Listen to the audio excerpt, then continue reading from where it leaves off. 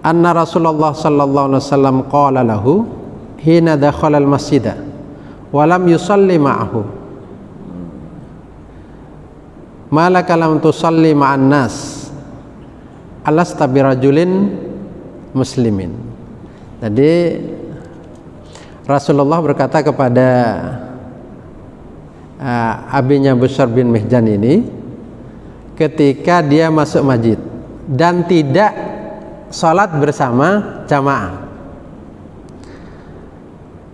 Lalu Rasulullah mengatakan, kenapa kamu tidak sholat bersama yang lain, bersama sahabat-sahabat yang lain?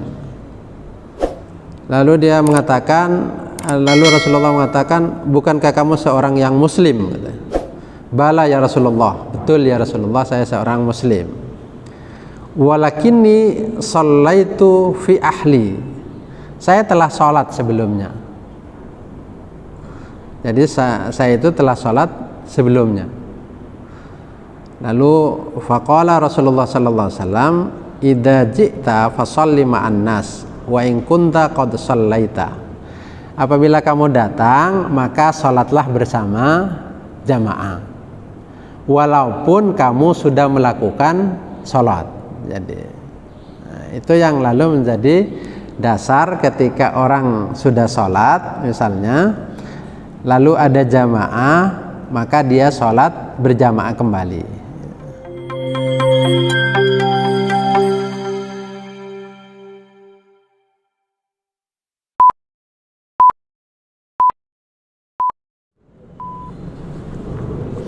Assalamualaikum warahmatullahi wabarakatuh. Innal hamdalillah nahmaduhu wa nasta'inuhu wa nastaghfiruh wa na'udzu billahi min shururi anfusina wa sayyiati a'malina. May yahdihillahu fala mudilla lahu wa may yudlil fala hadiya lahu. Asyhadu an la ilaha illallah wahdahu la syarika lahu wa asyhadu anna Muhammadan abduhu wa rasuluh. Allahumma shalli ala nabiyyina Muhammadin wa ala alihi wa sahbihi ajma'in. Amma ba'du. Jamaah rahimakumullah, kita lanjutkan kajian fikih yang kita sudah sampai tentang bab masalah salat berjamaah. Nah, yang akan kita bahas hari ini adalah orang yang masuk masjid sementara sudah salat. Apakah ketika dia mendapati sholat berjamaah lalu sholat kembali, atau sudah cukup sholat yang sebelumnya? Jadi man dakhalal masjidah wa qad shalla. Jadi orang yang masuk masjid dan sebelumnya sudah sholat. Nah, bisa saja ada dua kemungkinan. Dia masuk masjid sudah sholat sendirian, apakah di rumahnya sudah sholat sendirian misalnya, atau sudah masuk masjid sudah sholat tapi sholat sudah berjamaah. Gimana dalam kondisi seperti itu? Nah, kita bahas yang pertama, man dakhalal masjidah wa qad shalla munfaridan. Jadi dia masuk masjid terus sudah sholat tetapi sholat sendirian, atau misalnya berada di masjid sholat sendirian, setelah itu ada jamaah, ada sholat berjamaah. Maka ada 5 pendapat. Yang pertama, faqala qaumun yu'idu ma'hum kullas sholawat illal maghriba faqat. Wa mimman qala bihadzal qaul Malikun wa ashabuhu wa Ahmadu. Pendapat yang pertama adalah orang itu mengulangi sholat. Jadi kalau sebelumnya sudah sholat sendirian, lalu ada sholat berjamaah, maka dia mengulangi sholatnya. Jadi baik itu salat duhur atau misalnya salat asar, kecuali salat maghrib. Kalau salat maghrib tidak perlu diulang menurut mazhab Maliki. tidak perlu mengulang untuk berjamaah. Jadi kalau sholat sendirian, ternyata setelah sholat sendirian dia ada sholat berjamaah, maka mengulang untuk sholat berjamaah. Itu yang pertama. Yang kedua, wa qala Abu Hanifah yu'idus shalawat kullaha illal maghribah wal fajra wal asra. Jadi kalau menurut Abu Hanifah itu diulang sholatnya, artinya mengulangi sholat dalam kondisi berjamaah tadi, kecuali salat maghrib dan salat asar serta salat fajar. Berarti cuma salat duhur dengan isya. Dia mengulang, jadi sholatnya yang sebelumnya sholat sendirian itu. Wa qala al-Auza'i illal maghrib wa subha. Kalau menurut Auza'i itu diulang sholatnya kecuali maghrib dan subuh.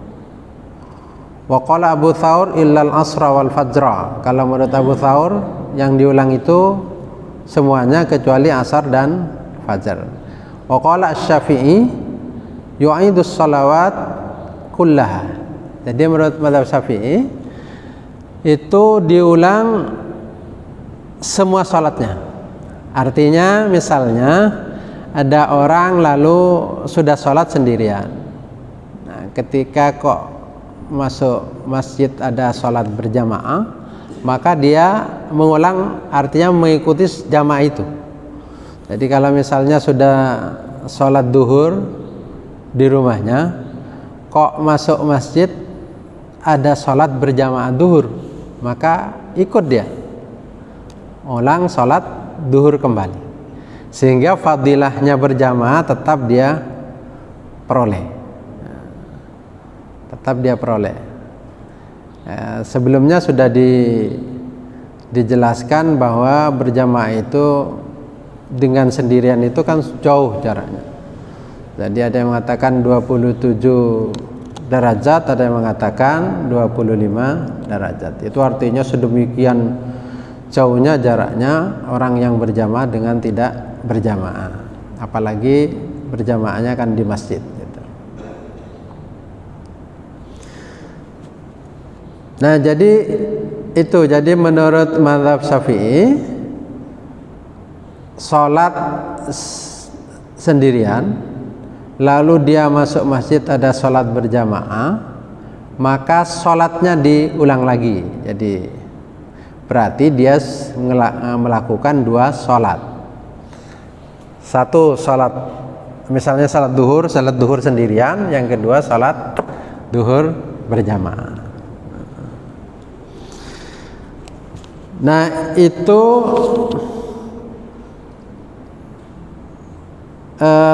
di antara dasarnya adalah hadis Busr bin Mihjan an abihi, ya berarti dari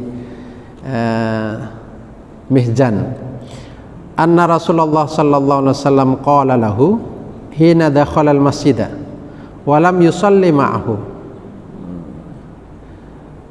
malaka lam tusalli ma'an nas alasta birajulin muslimin. Jadi Rasulullah berkata kepada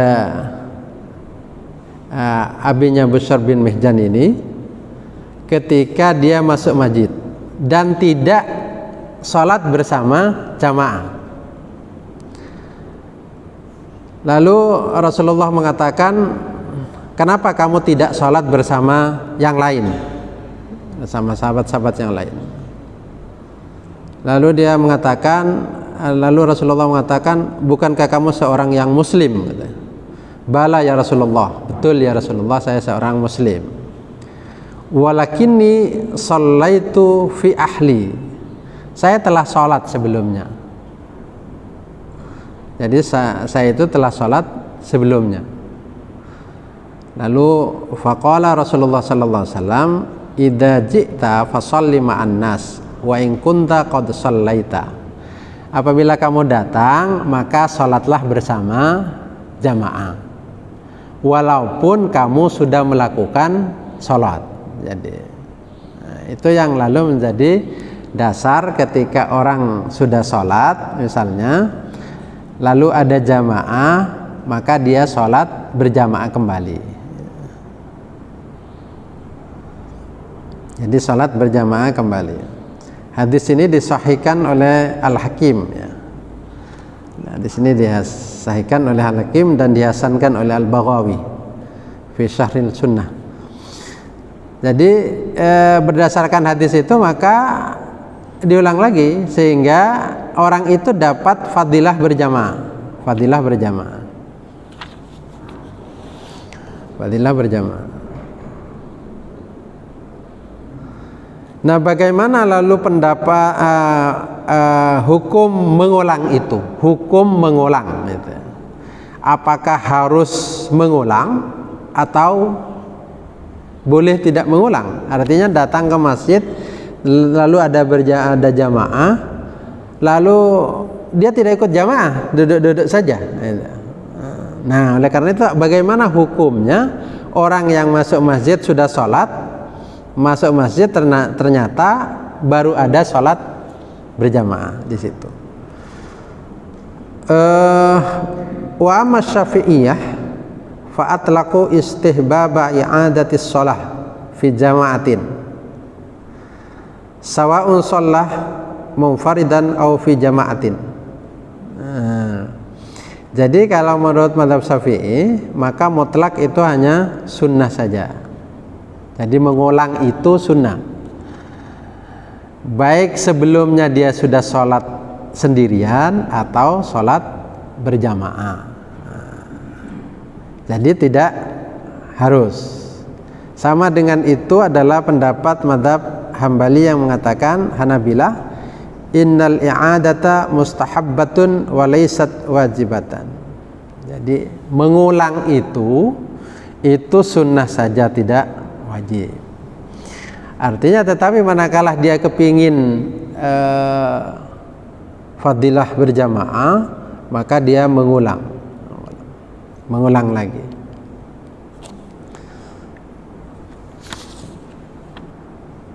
Nah, itu terkait dengan sholat yang diulang. Ini tadi menurut mazhab Syafi'i dan mazhab Hambali sunnah mengulang. Tapi kalau menurut Imam Malik, mazhab Maliki, fayarawna anna wujubal i'adah idza uqimatis shalah wa huwa bil masjid. Jadi kalau dia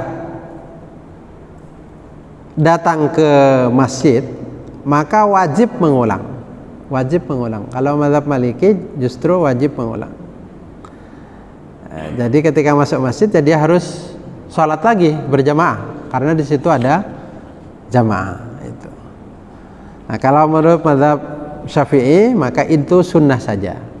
Sehingga ketika ada jamaah sudah sholat, misalnya sholat duhur di rumahnya, tiba-tiba kok masuk masih ada sholat berjamaah di masjid, maka dia duduk-duduk saja misalnya, tidak berjamaah ya tidak apa-apa. Ya ikut berjamaah ya juga sunnah, artinya bagus. Nah, sama-sama pilihan-pilihan seperti itu, tentu pilihan yang lebih baik itu adalah ikut sholat berjamaah. Sehingga sholat duhur saat itu dihitung sebagai sholat berjamaah itu. Nah, itu kan tadi ada dua. Misalnya ada orang sholat duhur 2 kali, berarti sholat duhur sendirian dan sholat duhur berjamaah. Lalu yang mana itu yang fardu? Apakah dua-duanya tetap fardu atau yang salah satu itu jadi sholat sunnah? Nah, itu menurut fadhab aktsarul ulama, kebanyakan ulama mengatakan ila anna sholatahu al-ula hiya al-faridah wa anna tsaniyata nafilatun.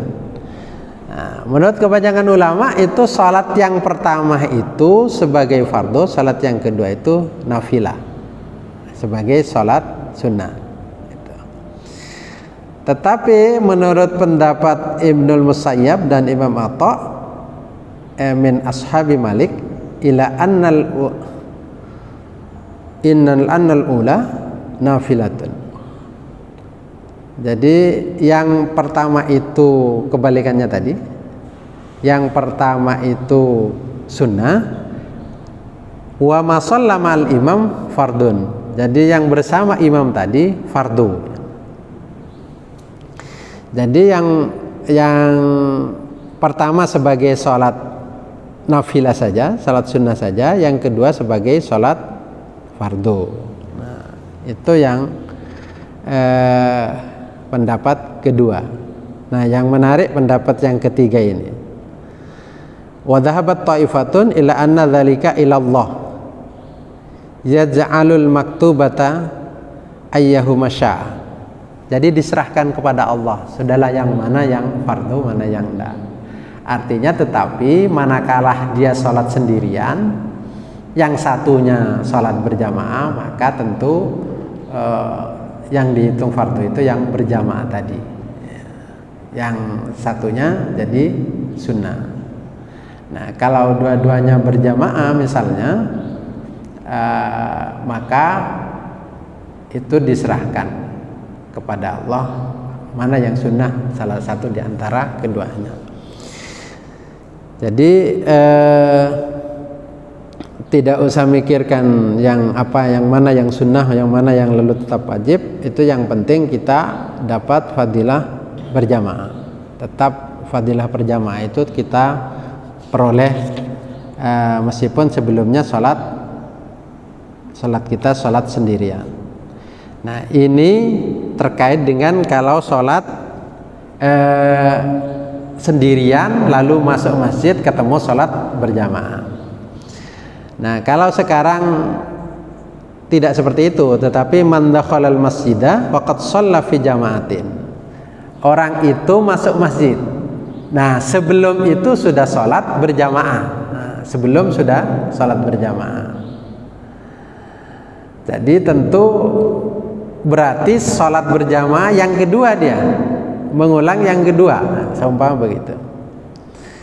Maka fa'aktharul fuqaha ala annahu la yu'idu, tidak mengulang. Artinya kalau lalu di rumah sholat berjamaah misalnya, lalu masuk masjid kok sholat berjamaah baru ngatek gitu, baru dikerjakan. Nah, maka dia menurut Imam Malik dan Abu Hanifah, jadi menurut mengatakan kebanyakan ulama, jadi itu menurut kebanyakan ulama fuqaha. Jadi ini pendapatnya Imam Malik dan Abu Hanifah, itu tidak mengulang. Jadi dicukupkan sholat berjamaah di rumah tadi. Wa qala ba'duhum bal yu'idu, wa mimman qala bihadzal qaul asy-Syafi'i wa Ahmad wa Daud wa ahlud dhahir. Jadi menurut sebagian ulama juga itu tetap mengulang. Nah, kalau mengulang gimana? Kalau mengulang berarti salah satu di antara sholat yang sama-sama dua-duanya berjamaah itu berarti itu salah satu menjadi sholat sunnah, Nah, ada hadis yang menjelaskan bahwa itu dasarnya kok ada sudah sholat berjamaah kok sholat berjamaah lagi gitu loh. Nah, itu ada hadis wassalatu Mu'ad ma'an Nabi. Jadi sholatnya Mu'ad bersama Rasulullah. Itu kemudian Mu'ad itu kembali ke kaumnya. Itu tsumma kana ya ummu qaumahu fi tilkas shalah. Nah, kemudian dia kembali ke rumahnya mimpin sholat kaumnya. Nah, jadi imam. Jadi berjamaah lagi. Jadi pertama berjamaah bersama Rasulullah. Setelah itu pulang ke rumahnya, sholat berjamaah bersama kaumnya, bersama orang yang ada di daerah itu. Jadi dia melakukan 2 sholat berjamaah, dan itu dibenarkan oleh Nabi. Jadi salat 2 kali berjamaah itu boleh gitu. Kalau dalam kitab Majmu' dikatakan idza shalla jama'atan tsumma adraka jama'atan ukhra fa fihi arba'atu aujahin. Jadi kalau orang itu sholat berjamaah kemudian dia mendapatkan sholat berjamaah lain, maka itu yustahabbu i'adatuha, maka disunnahkan mengulang jamaah. Jadi tidak apa-apa berarti sholat berjamaah sesudah sholat berjamaah sebelumnya, kalau lalu ketemu jamaah. Dan ada hadis Rasulullah, ya, ada hadis Rasulullah juga mengatakan, hadisnya Abi Sa'id Al-Khudri, shalla bina Rasulullah sallallahu alaihi wasallam ad-duhra fa dakhala rajulun wa qama yusalli ad-duhra ala rajulun yatasaddaqu ala hadha fa yusalli ma'ahu. Jadi ada seorang laki-laki itu masuk masjid. Jadi Rasulullah sudah sholat duhur. Ada laki-laki masuk masjid. Kemudian dia mau melakukan sholat duhur juga. Maka ditawarkan, adakah yang mau bersedekah dengan cara sholat bersama orang yang baru datang itu? Kan sudah sholat jamaah semua bersama Rasulullah. Tiba-tiba ada orang masuk. Nah, ditawarkan, adakah yang mau bersedekah dengan cara sholat berjamaah bersama orang itu? Berarti dia sholat berjamaah 2 kali. Jadi tadi bersama Rasulullah, yang kedua itu bersama orang yang baru datang dalam kondisi sendirian. Nah, kalau seperti ini luar biasa sebenarnya, luar biasa. Jadi orang yang datang ke masjid meskipun terlambat, dipastikan dia dapat jamaah, salat berjamaah, karena ada orang yang lalu bisa menemani dia untuk salat berjamaah. Sehingga setiap orang yang datang ke masjid tentu dia akan bisa dapat fadilah berjamaah itu. Nah, itu terkait dengan salat berjamaah yang sebelumnya sudah sholat, baik sholat sendirian atau sholat berjamaah. Sampai di sini ada yang ingin disampaikan? Ya. Kalau mengulangi sholat Jumat, gimana? Kalau sholat Jumat, kalau sholat Jumat itu tidak bisa diulang, karena rangkaian sholat Jumat termasuk khutbah. Itu tadi.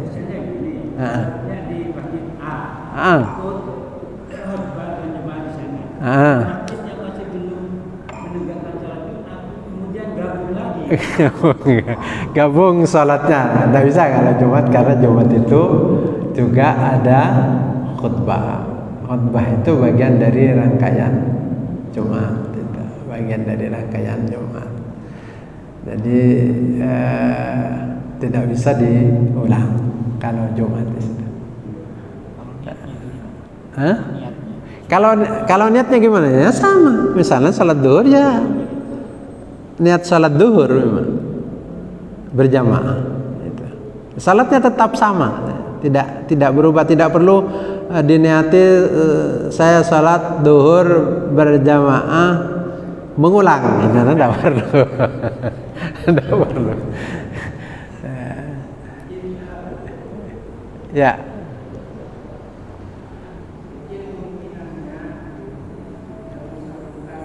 Nampaknya kurang dengar saya. Agak ke depanan nampaknya, saya kurang agak sini nampak kurang apa itu? Tak cerna gitu. Gimana?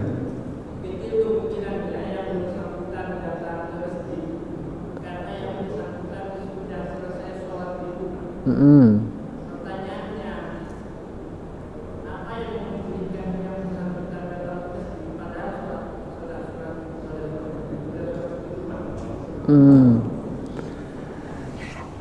Kecil kemungkinan orang sudah sholat di rumah lalu sholat datang ke masjid misalnya. Ya, kemungkinan kecil itu ya. Betul, kemungkinan kecil, tetapi kan lalu tetap harus dibahas kemungkinan kecil. Barangkali ada begini, sudah sholat di rumah, karena dia ngejar waktu sholat, jadi sholat dia. Kok dia pergi sendiri aja? Oh, barangkali di masjid itu belum selesai sholat berjamaah, dia datang ke masjid, lalu ketemulah dengan jamaah, maka sholat berjamaah. Oh, enggak, contoh misalnya sholat subuh ke Darussalam ini belum selesai, meskipun sampean wirid di sana belum selesai di rumah wirid, sampean selesai wirid pergi ke sini masih nutut salat subuh. Itu. Saya kadang sudah di sana itu sudah selesai, sudah wirid itu, masih saja di sini nutut itu. Nah itu. Ya.